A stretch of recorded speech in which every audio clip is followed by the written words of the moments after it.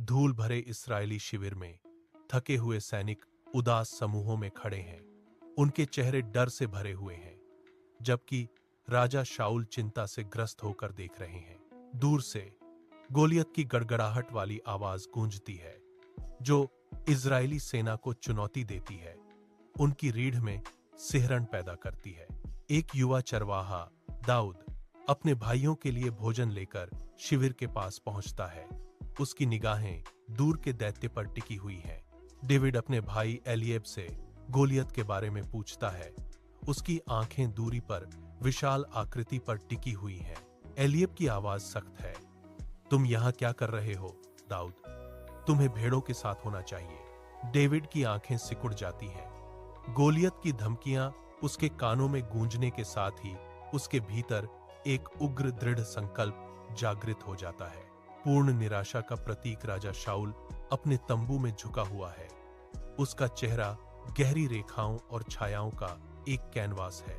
David प्रवेश करता है, एक अटूट आत्मविश्वास बिखेरता हुआ, जो राजा के उदास मिजाज के बिल्कुल विपरीत है। युवा अवज्ञा का एक प्रकाश स्तंभ शाऊल दाऊद की जवानी पर ताना मारता है। उसके होठों से एक व्यंग्यात्मक हंसी निकलती है, लेकिन दाऊद अविचलित होकर कहता है, मुझे गोलियत से लड़ने दो। डेविड अपने झुंड की रक्षा करने की कहानियां सुनाता है, अपनी जीत का श्रेय दिव्य शक्ति को देता है। यह ईश्वर की शक्ति थी जिसने मुझे बचाया। शाऊल स्पष्ट रूप से भावुक होकर अपने भारी कवच की पेशकश करता है, लेकिन दाऊद इसे अस्वीकार कर देता है।